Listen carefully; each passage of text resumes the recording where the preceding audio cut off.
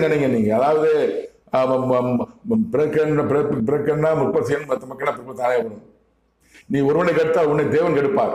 அவர் கெடுப்பாரு. நீ தமிழ் மக்கள் கெடுத்தினா உங்க குடும்பத்தை தேவன் கெடுப்பாரு. என்ன குடும்பம் பாருங்க நீங்க. இப்ப வந்து கடவுள் பார்த்துட்டாரு. இதுக்கு முன்னாடி கொள்ளையடிச்சீங்க, நீங்க அரசியல் லாபம் பண்ணீங்க, அரசியல் ஆதாயம் பார்த்தீங்க, தெரியாது. கடவுள் பார்க்கல. இப்ப கடவுள் பார்க்கிறாரு. ஏன்னா இந்த தமிழ்நாட்டில இருந்து தான் இந்த அழிவுல ஆட்சியை வெளிப்படுத்துறாரு.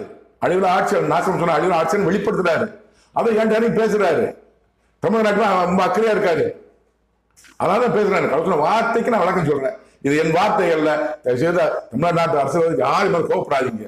எடப்பாடி பழனிசாமி அவர்களே, முக ஸ்டாலின் அவர்களே, நடிகை சீமான் விஜய் யாரும் மேல கோபப்படாதீங்க. உங்களை பற்றி சொன்ன வார்த்தையை நான் போறேன். நான் தமிழ்நாட்டின் அரசியல்வாதிகளை பற்றி என் தேவநாயக கருத்துக்கள் கூடிய திரு தரிசனங்களை அனைத்துமே மாமல்லர் இம்மாற்றுவர்களுக்கு ஒளிபரப்பு கொண்டு வருகிறேன். இன்னும் ஒளிபரப்பேன். தமிழ்நாட்டின் அடுத்த முதலமைச்சர் எடப்பாடி பழனிசாமி அல்ல,